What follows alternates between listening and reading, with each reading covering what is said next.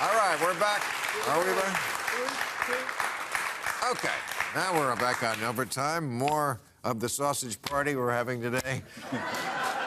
For the panel, Texas Governor Greg Abbott sent I read about this, sent buses of migrants to Chicago last week. I'll be there tomorrow night.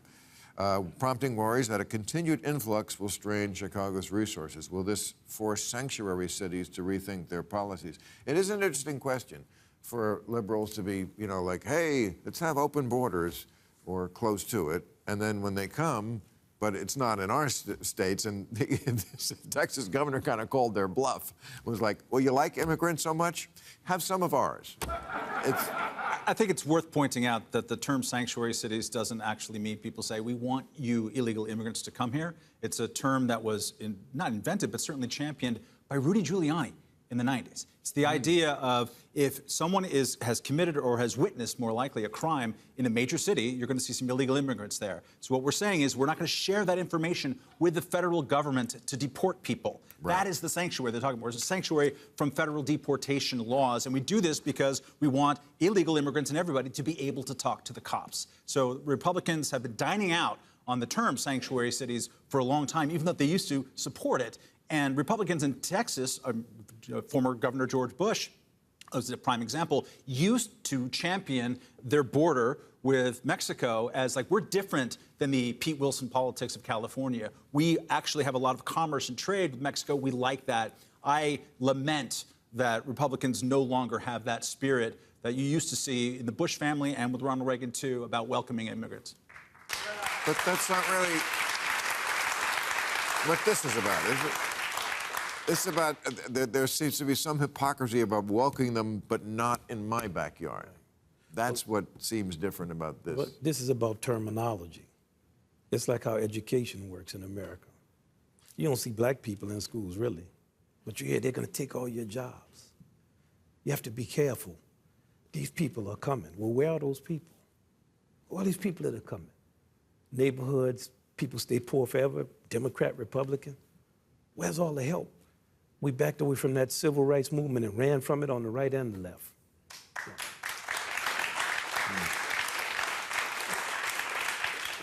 We have all these geniuses. Where's the lower class economic infrastructure that brings blood to fingers and toes? Oh, you're a finger, too bad. This is only for the heart. But we're good with terminology. Any type of fake term, a sanctuary city, it sounds good. Nobody knows even what that is. Mm-hmm. Then the expert tells you what it is, and you're going, oh, okay, that's good to know. We don't want them here.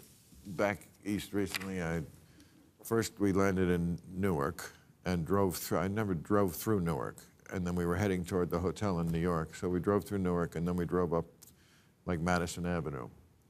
And it was like, talk about two different worlds. Where's the economic infrastructure for lower class people from all the geniuses who come up with systems? Where is it?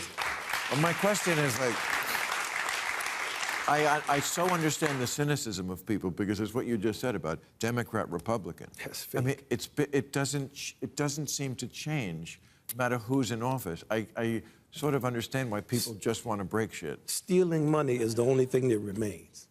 And the thing we have to do is not confuse corruption with the systems that are corrupted. It's like somebody say, well, I don't like religion because priests do this or this. It's not the religion that's doing it. When people first started taking photographs, it was always of naked people. So people were against photography. Oh, we can't have this photography. It's not the photography. So we have to, it takes a lot of integrity to have a democracy. And we're very short on that.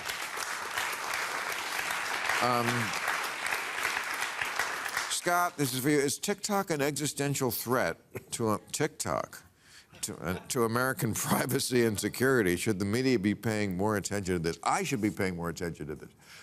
Somebody told me recently, if you only were aware of TikTok what it was a few years ago, which I am only a few years ago, it's really changed. And there's something for everyone now. It's like Vegas. Something for the whole family. Right. But I don't know. It's my new project when I get off. I'm going to get into TikTok. If you believe, as I do, that there is no separation between the CCP and a Chinese company who can disappear a CEO for 4 weeks, if you believe that the CCP has a vested interest... You're talking about the Communist Party in China. Okay.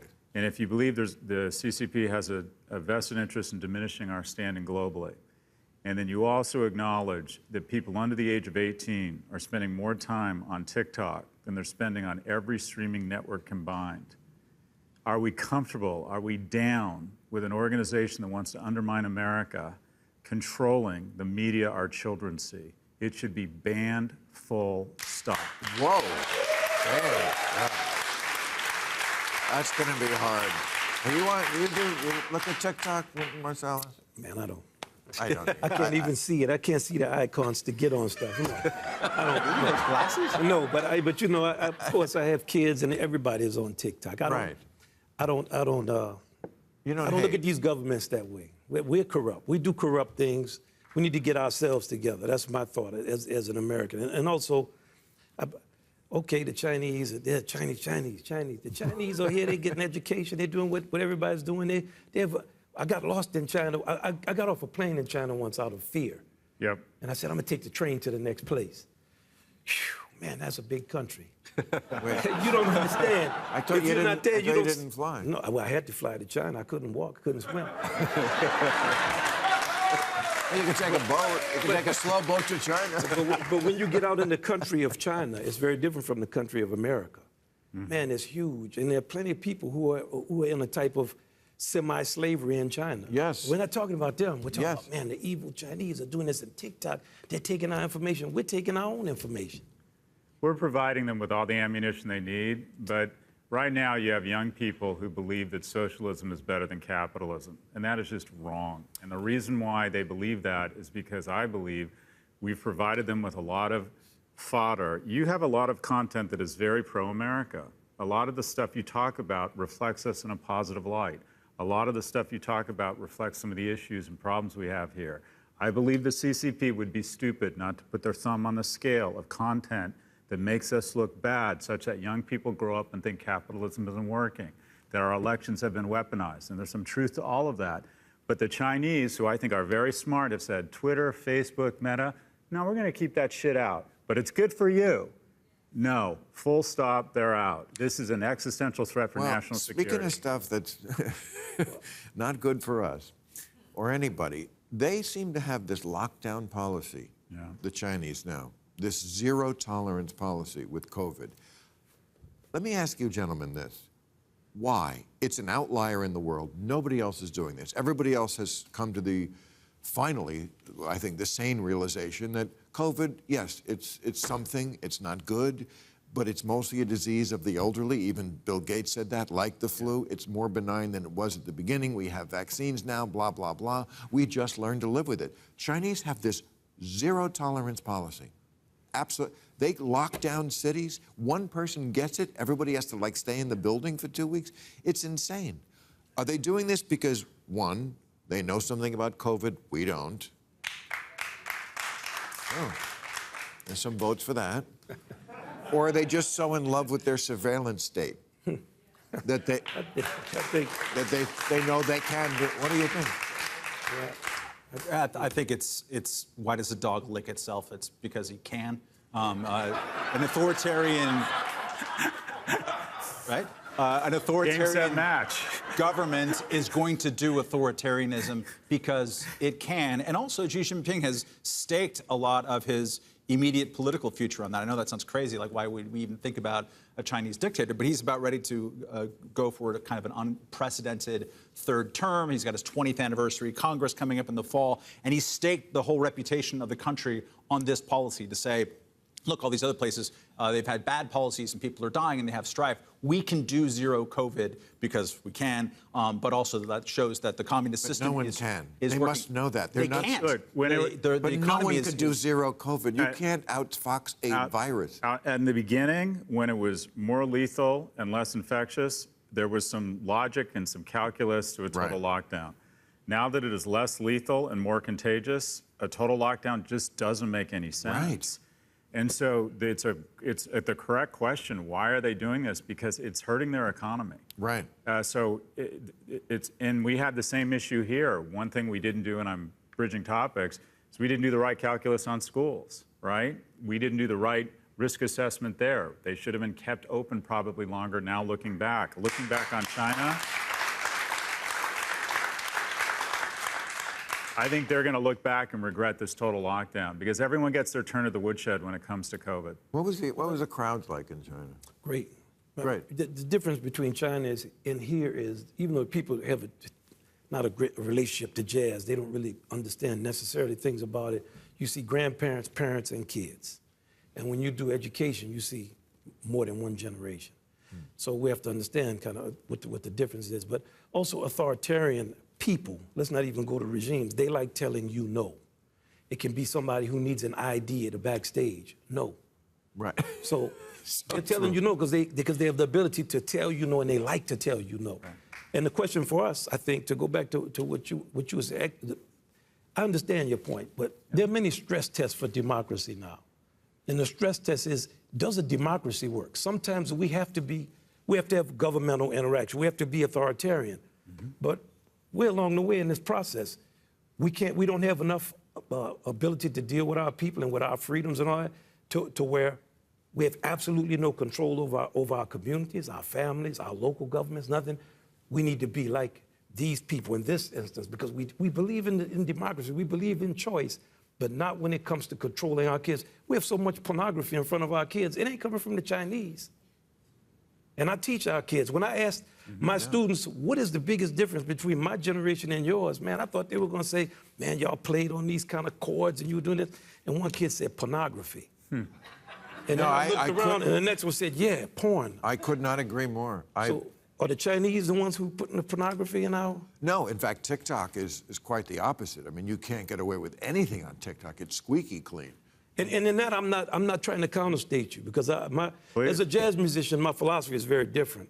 I think if you look at the four of us here, it's exponential power and experience in sharing the space and respecting what you say. It's easier to get a line to attack you and act like there's only one point of view. There are many ways to look at things, and all of them can be accurate depending on which way you look. I'm looking at you. I don't know what's going on over here. I don't even know what he's doing. I only know what you're doing. And I can be fooled into thinking. What am I, chopped liver? I can't even see you. I'm right here. But, you know, there's a lot going on. So, you know, I understand your passion with that point. And I'm not a fan of all this kind of social media and pornography and all stuff, the way the ads are sent. My daughter was showing me a thing the other day of how they sell vaping on TikTok. Here's something that came up for this to get you to vape with a cartoon. And I mean, you know, I don't like all of that. But we need to be able to have the type of discipline as a people. Whoever told you this about porn is onto something. And that's apropos to our discussion about men. Yes. And one reason why they're in crisis. I mean, when I was a kid, if you found... Playboy. If you found one. If you were lucky. Right. A Playboy. Right. Sneak in the We garage. all tried.